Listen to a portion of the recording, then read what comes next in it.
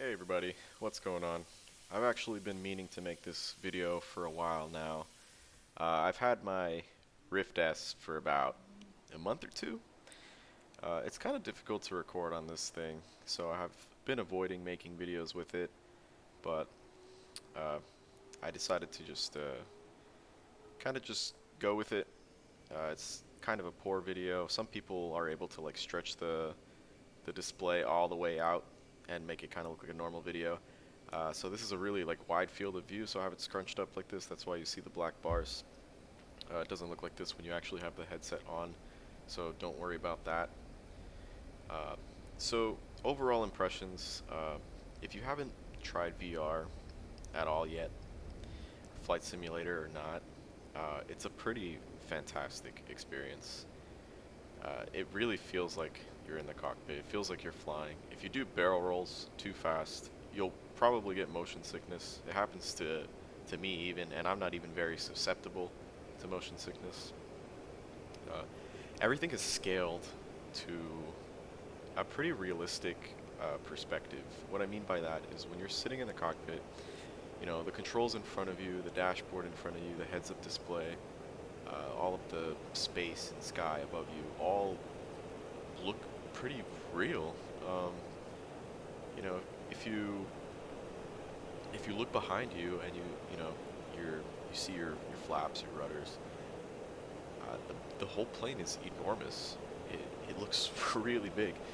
Um,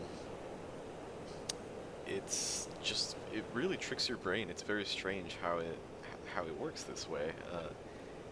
I highly recommend it. I can't say exactly that I recommend the Rift S. I've had a lot of problems with the first one that I purchased. I had a lot of wait time for shipping because I actually bought it when it came out.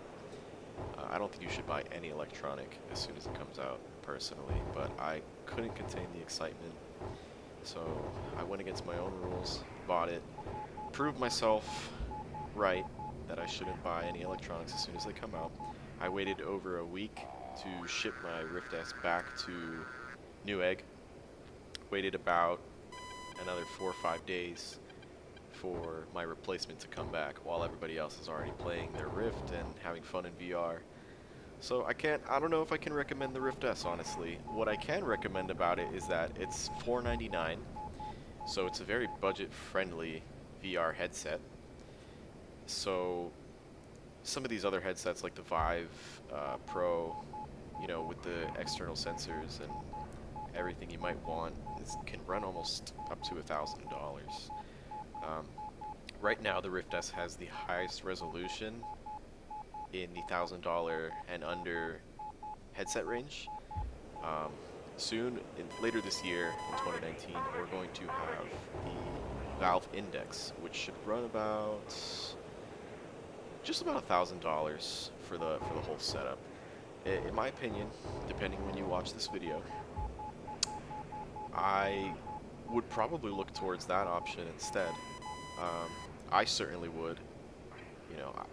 When I bought this headset, it was kind of a long wait for October, September, the later part of this year, and I wanted to get into VR immediately, so I just bought the Rift S. It does look really gorgeous. The text fidelity, everything inside the dashboard is legible. You can read everything, which is important for a game like DCS, obviously. Um, Despite I know some of you guys are using the full fidelity modules and you're you're actually pressing every button in the cockpit. I'm flying the F-15. I have almost every single command for the F-15 mapped to my Xbox controller. So I really don't need to look at anything other than my heads-up display and everything in front of me. But I can control everything with my Xbox controller. It took a while to map that, but managed to do it. It's a very Ace Combat-y styled controller configuration, I guess you could say, with the sort of like a medium sensitivity stick controls, so I can fling the aircraft left and right, no problem. Anyways, back to the VR. It's a really fantastic experience. It works for every feature in the game. You can fly around, you can combat is okay, you know, takeoff landing, of course, carrier landings. Anything you do in the game you're going to be able to do in VR.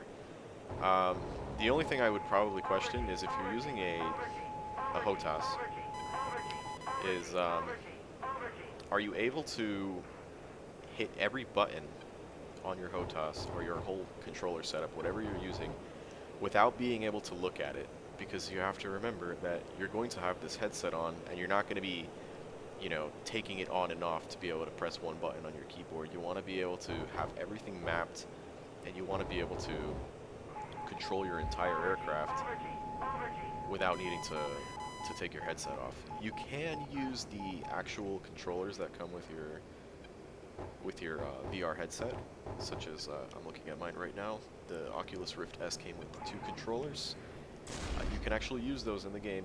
A pair of hands will appear in the game, and you can use them to, you know, toggle switches, press buttons, etc., etc. I find that like a giant time waste, I guess. You know, when I play this, I'm mostly doing, you know, I'm shooting people down, you know, combat, whatever.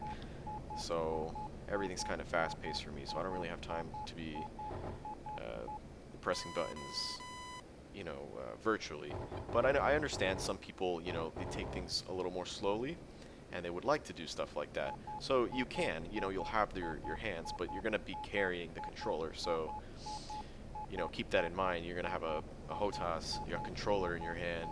It can get kind of cluttered very quickly. So, you know, if you're using a track IR setup and you're already feeling like it's cluttered enough, then I think a VR headset might not be the best thing, because, you know, I just can't imagine having these 2 controllers flapping around my wrists as I'm going for the, you know, for the stick and the throttle and toggling switches in real life. It's a little hectic, I think.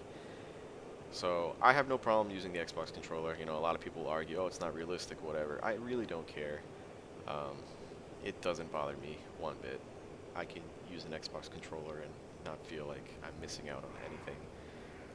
The only thing I have to finish mapping on my Xbox controller, I believe, I've got all of the takeoff procedure I have mapped, the landing procedure, engine start, engine shut off, combat controls. Oh, the only thing I have left is to switch through the views on the HUD, which isn't too vital on the F-15, I suppose. I kind of see a lot of use this standard view, but I would like to still be able to cycle between them. The problem is you can't macro a button to cycle in between them. You have to actually map in every individual one. So I have to make a modifier key, and there's a lot to remember. So, but I'll get there. I'll have every single F-15 command macroed eventually. So I'm gonna land here. Just take out this last Su-27 right before landing. The game actually, you know, I was kind of scared in the beginning that I was thinking that it was going to be a lot more complicated. The game in VR was going to be a lot more noisy, but I think that you know, you'll get used to it. It only took me about maybe an hour to kind of be able to do everything I was doing with just a monitor. So, you know, like I said, depending how complicated your setup is, you'll be able to get used to it. Hopefully your HOTAS, you know, you'll be able to flick every button without being able to see them. I don't know. My roommate has a HOTAS, and I've used it a couple of times, and I know that there's some of the buttons off to the side where it'd be kind of sketchy to leave, like, you take your hand off and press them, but, you know, your setup is your setup. You're going to know it best. So just, you know, ask yourself that question: can I press every button without being able to see it? Because that's what it's going to be like in the headset, unless you use the controller to press all your buttons while you're flying. So that's going to conclude my video for today. As a whole, I would definitely recommend VR. The experience, even if you're not going to be doing like full, like, refueling, like fully complicated missions, stuff like that. If you just want to cruise, you know, light combat, whatever, just go for it. It's such an amazing experience to actually feel like you're inside the plane. I don't know, it's unreal. Like the video just can't fully capture what it's like. You need to put on that headset and feel it for yourself. It's otherworldly. I think I'm about to just jump out of the plane right here. Yeah. This is always pretty trippy in the headset when you jump out of the plane and when you see it in third person. One, because it's absolutely enormous. Like it actually looks like you have a plane right in front of you. And standing on the runway is really cool too. It's just so vast and open, and you see the horizon, and it feels like you're actually standing there. It's just such a weird feeling. But yeah, guys, take care. That's going to be the end of this video. I'll probably make more VR DCS videos in the future. I guess depends how this one goes. I'll figure something out. But yeah, guys, take care. See you in the next one.